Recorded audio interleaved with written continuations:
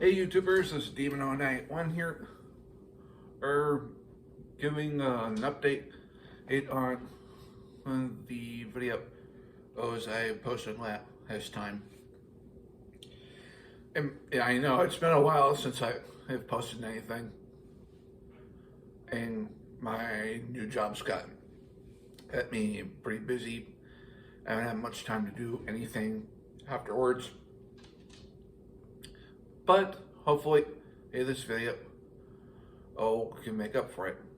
As currently, this video right here is, for the time being, might be the last review I have for Helluva Boss until more episodes come out. My next video, however, I'll be starting my review on Hazbin Hotel. Yes, it is final. The official series is finally out there around Amazon Prime after 5 years of waiting.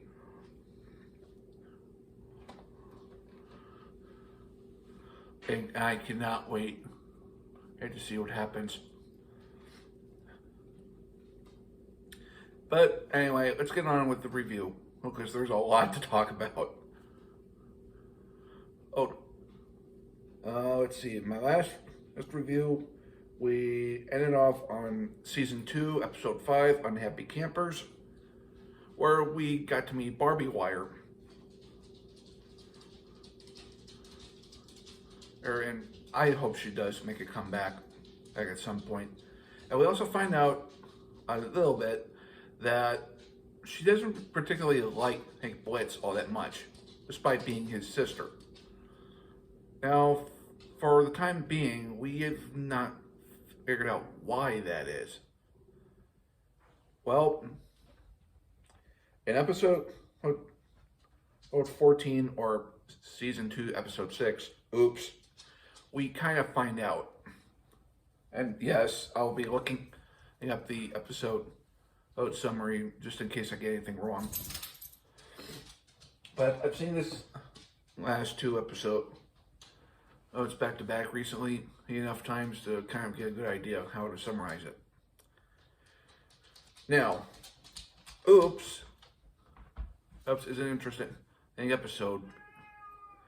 Because we get Fizzaroli playing Asmodeus back again. And yeah, it definitely seems like there's a bit of hypocrisy going on in hell.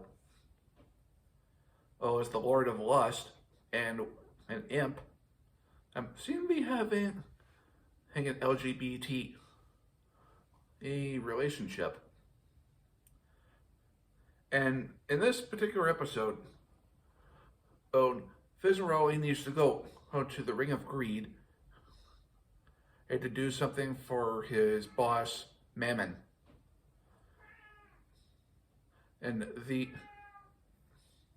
Vivi Shush. That's the embodiment of greed. We'll get to Mammon in the next episode. However, Asmodeus doesn't want Fizzaroli to do any more business with Mammon due to the fact that he thinks Mammon might be taking advantage of him. Vivi Shush. Sorry about that, cat. That's meowing. Not the one behind me, but the one that's elsewhere. Anyway, as I was trying to say, if Fizzaroli talks to Asmodeus into letting him go to Greed alone, and in like true celebrity fashion, kind of has to make a big flashy entrance. And it's complete with a little army of demon chihuahuas. What? Oh yeah, and he's also wearing roller skates. It's on top of it. While he's skating along the sidewalk of Greed, who does he bump into out of nowhere but Blitz? It's who he accuses of stalking him, which Blitz retorts by saying, seeing as they've only been in the same vicinity twice within the last 5 years, that would make him the worst stalker. And I agree. If he were a stalker, he'd have more or contact with Fizzarelli more than twice. Although then again, and Blitz did have contact with the Robo Fizzarelli at Lululand. Anyway, and Blitz and Fizz get into a bit of an argument. And how, well, Blitz might be sleeping with Stolas, but at least he's not pampered for her pet like Fizzarelli is to Asmodeus.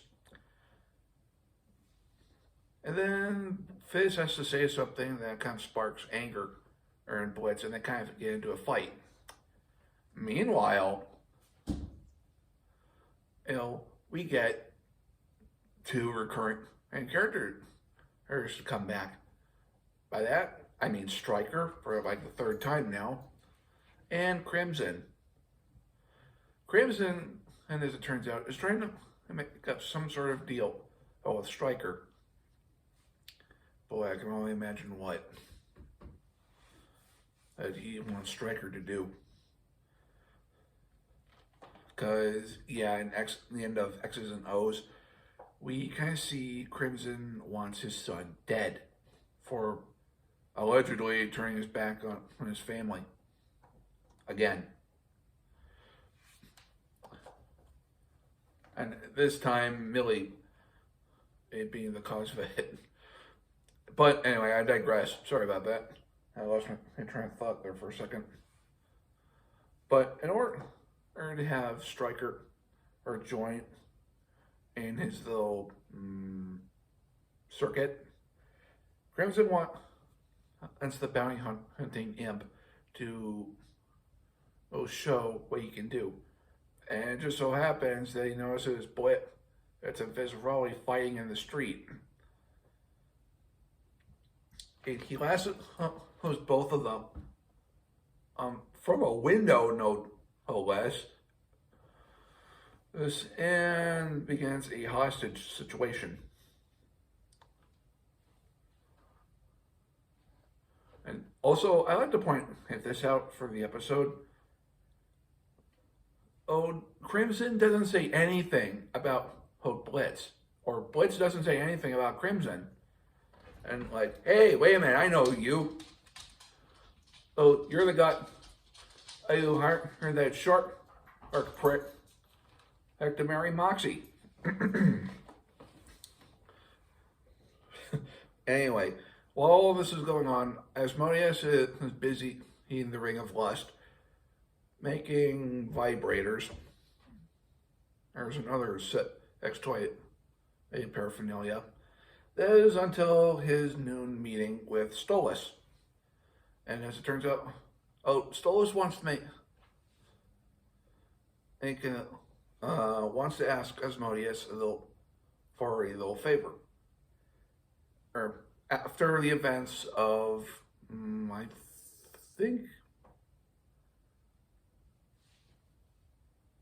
think after the events of season 1, episode 7, Aussies, Stolas realizes that the only reason why Blitz is in a relationship with them is because he wants the book in order to do his job.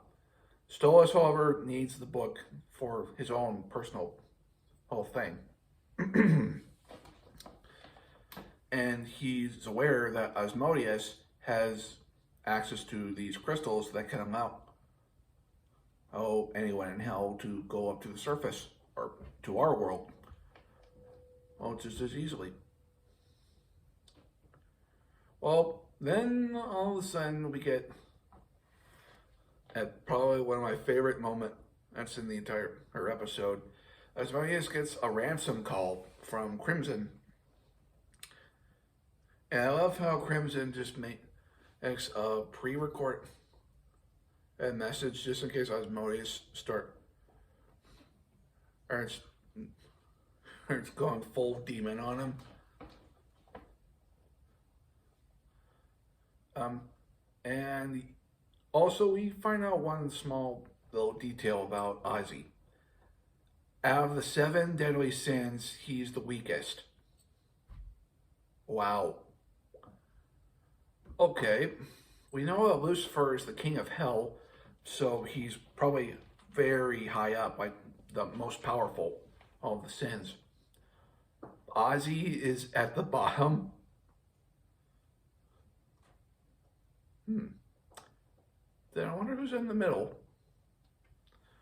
Then again, we haven't seen that much of 3 of the other sins. And hopefully we will. Anywho. Oh, Crimson then starts making demands and sends a lawyer her to sort things out with Asmodeus. Luckily for him, Stolas is around to read the paperwork to make sure everything goes by smoothly. Now, cut to where Fizz and Blitz are. They're tied up in ropes in a cage in a warehouse. So they kind of get into a little bit of an argumental discussion amongst each other, like why is Fizz with Asmodeus? And we kind of find out some personal stuff that I can't really say.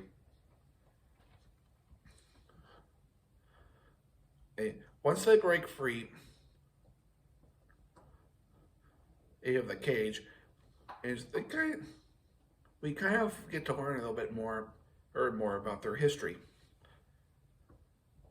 And we find out the reason why Fizz really doesn't like Blitz. As it turns out, Blitz accidentally caused a fiery explosion to occur at the circus, which not only scarred Blitz's face, but completely mutilates Fizzaroli. By that, I mean scarred a majority of his body. He destroyed his horns, and not to mention, and completely burned away his arms and legs. And I just want to point this out right off the bat. If you see an imp on Helluva Boss with white on their body, that's a scar. So yeah, Blitz's face from right here, that's all scar. Fizzaroli, except for his nose, which I guess was covered up by a fake nose, all scarred.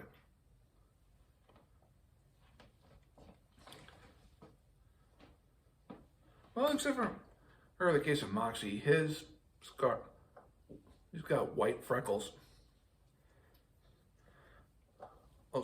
But the reason why Fizz hates Blitz is because he left him for dead when that happened. Meanwhile, but when we hear Blitz's side of the story, we find out that it wasn't really his fault. It was an accident. And he accidentally bumped into somebody who was carrying a birthday cake for Fizzaroli. Yeah, this took place during his birthday, no less. Which caused a chain reaction, which ended up with fireworks going off and destroying the circus. Blitz continues to tell Fizz that he actually did try to help. He went to go look for help. And not only did he lose his best friend, but he also lost the respect of his sister. And you know the end of the episode Ozzy's when Blitz is looking through his phone, where he stops on one final picture? Yeah. The picture of him, Barb, and their mother, which according to the Hazbin Hotel Helluva Boss wiki, he is named Tilla. Tila. or Tila, I don't know how you pronounce it. Yeah, because of so Blitz's little accident,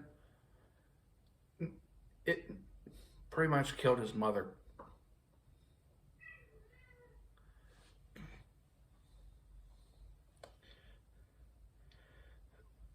And since then, Blitz has been trying and to talk to Fit, but somebody keeps keeping them away from each other.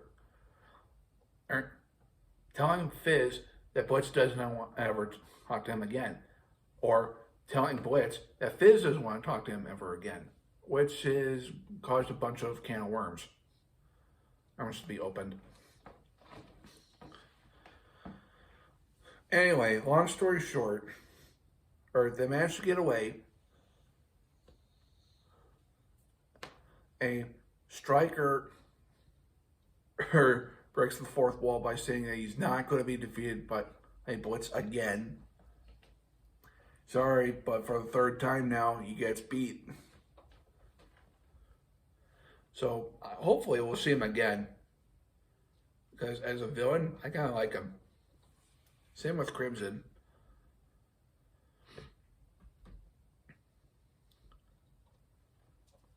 And meanwhile, back in Lust,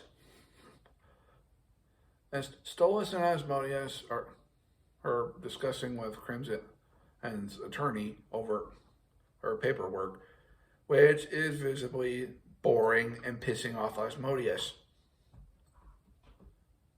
This is until Fitzroy finally shows up, where they proceed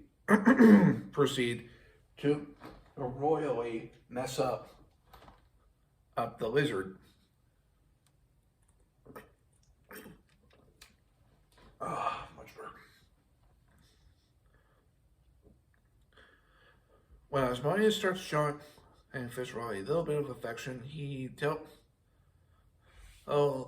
them that there are other imps watching, to which Ozzy pretty much says, you know what, I don't care. Anybody says anything, I will mess them up. Yeah, let's not forget, he may be at the bottom of the 7 deadly sins and his totem pole, but he's still an all-powerful demon that you should not mess with.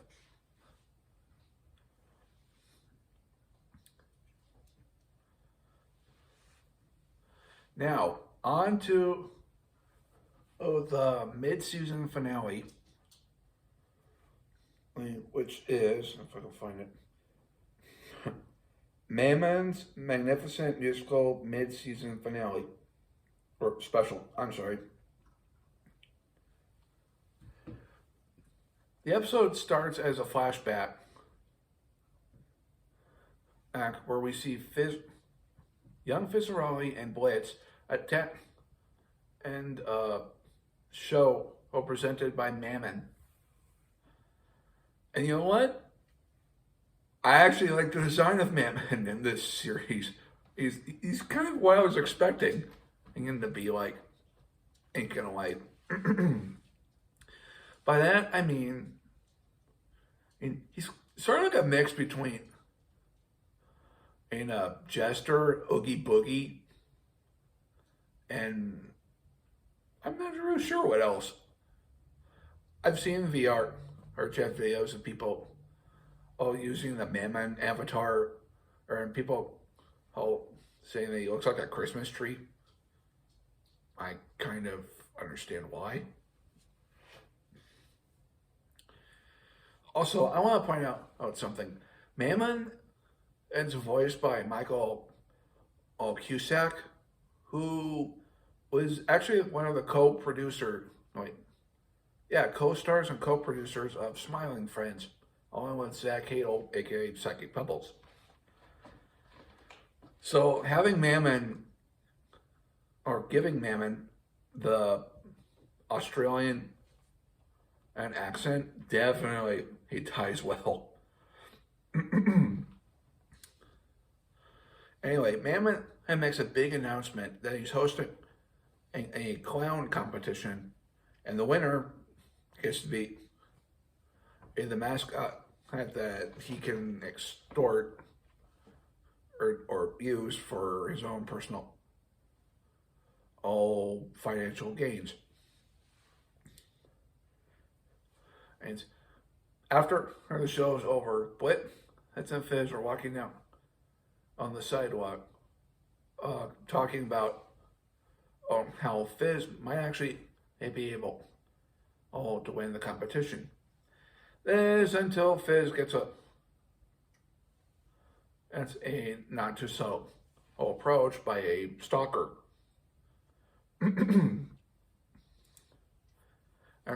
Who tells Fizz how much he loves him. I mean, how he came up with a routine and that'd be perfect for them. But Blitz tries to tell Fizz, to tell this guy, hey, to beat it and to leave him alone. And they end up walking away. Just like that, the stalker goes from, oh, I love you, Fizzrelli, to I hate you. Territory.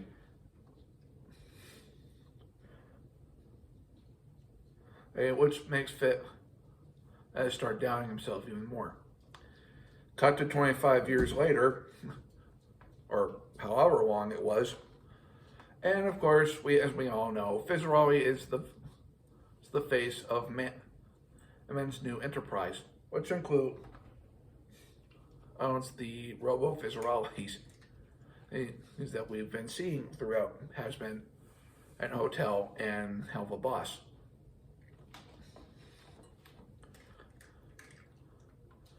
Yes.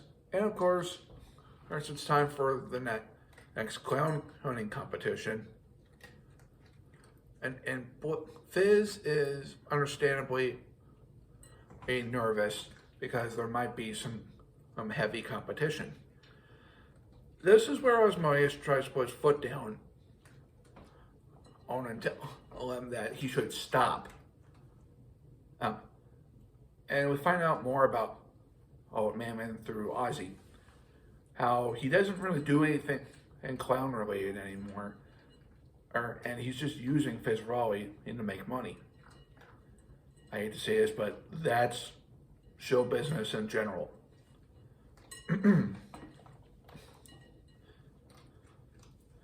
So, behind Fizz's back, Ozzy actually calls Blitz. That's to be his bodyguard. Seeing as he did a pretty okay job in the last episode. Oh yeah, I love the fact that this is a continuity thing now. Because this takes place after the episode, or before.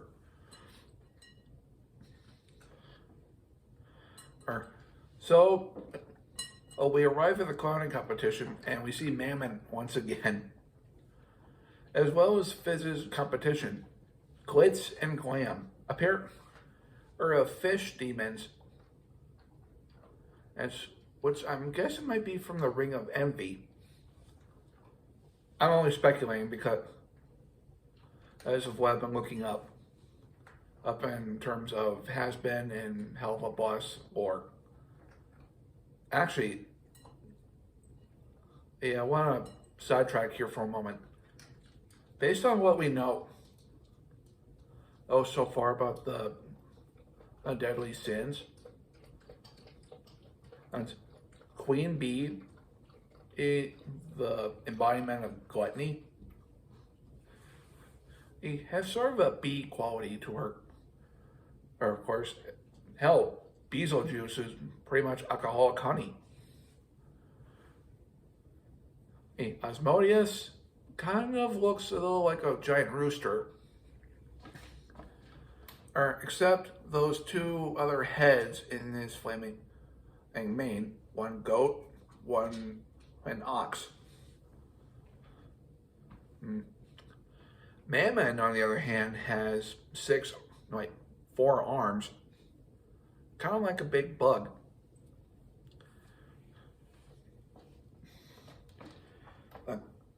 I'm not going to say anything about Lucifer until I start the Hazbin Hotel review. But I will say this, we haven't seen her deadly sins yet. Satan, Belphegor, and Leviathan. And wrath, envy, and sloth. And I already have a good idea what they look like. Like, Leviathan, I have a weird feeling looks like some sea creature, or we haven't seen before. Like, oh, I don't know, a giant eel, or some sort of shark. Ooh. Vibsy Pop, if you're watching this, I have an idea. Make Leviathan and a mimic octopus. This, if you don't know what I mean about that, look it up. It's very interesting and creature, or the base deadly sin off of especially envy. As for Satan, we kind of already know of good and visualization of Satan, like the classic red devil, full with black horn and little goatee, goat legs, that sort of thing. But I kind of picture Satan to be more Western themed, seeing as the Ring of Wrath has its elements of the Old West.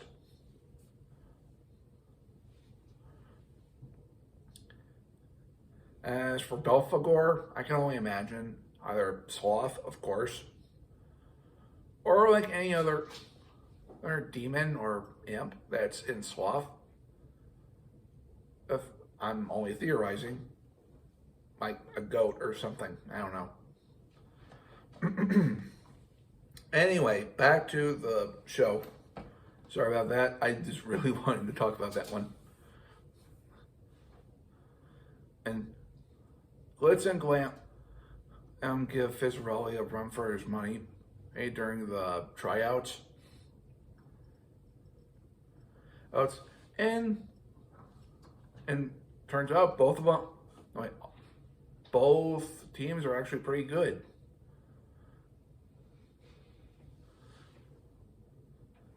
And when it comes to the audience, when it comes to the point where Fizz has to see the audience personally, we actually get a pretty wholesome moment where Fizz comes across us, a little boy, and actually communicates with him via sign language. And I hate to sidetrack from this, but in a recent video, as recent as you could get for this episode, it was announced that Vivsy Pop herself actually came up with the name Oliver for this little boy. And while Fizz is actually happy to be doing this, we hear a familiar voice come from the crowd. And it turns out to be the stalker.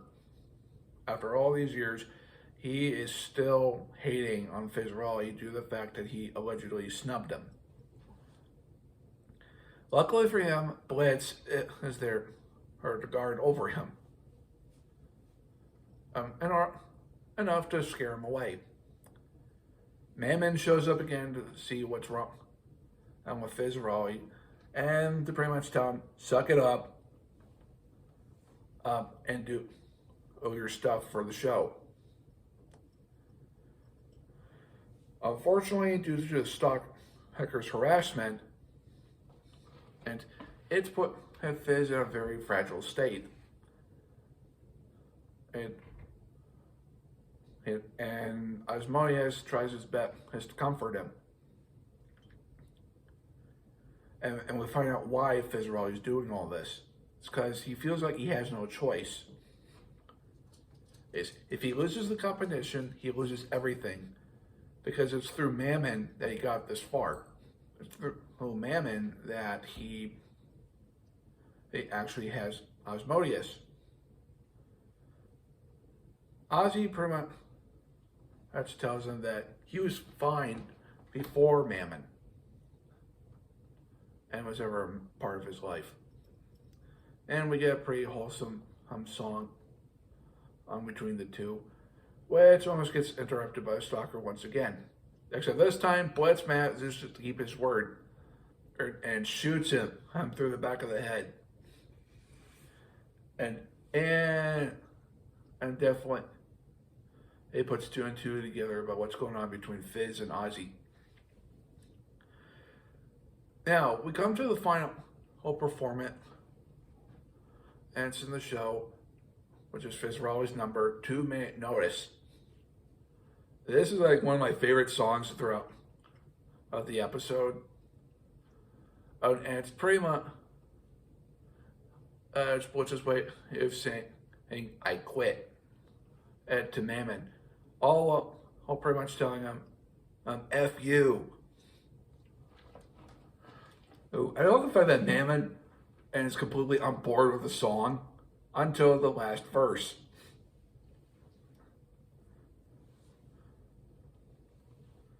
And of course, once Fizzarolli states that he quits, Mammon gets really pissed off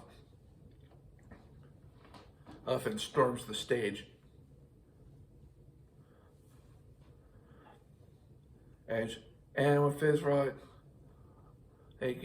has a little snarky remark towards him, Mammon begins turning into his true form. Now, I've always wondered what Mammon would have looked like before watching this episode, true form-wise. I know in the wiki it said he's supposed to be a spider, or it's supposed to be based off of a spider. But to me, he looks more like a centipede. And with all those legs.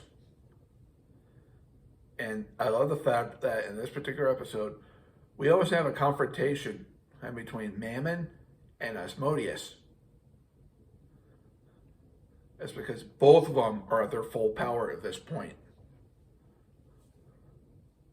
And staring each other down.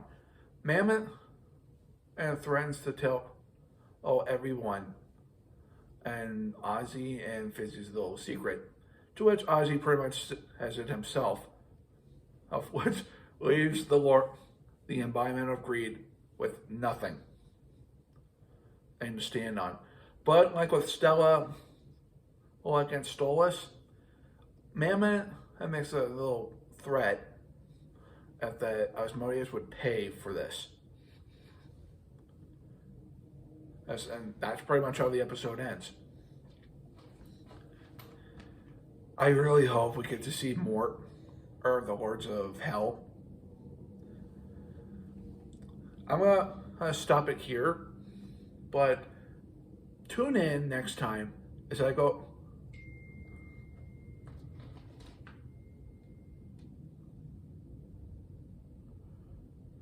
over the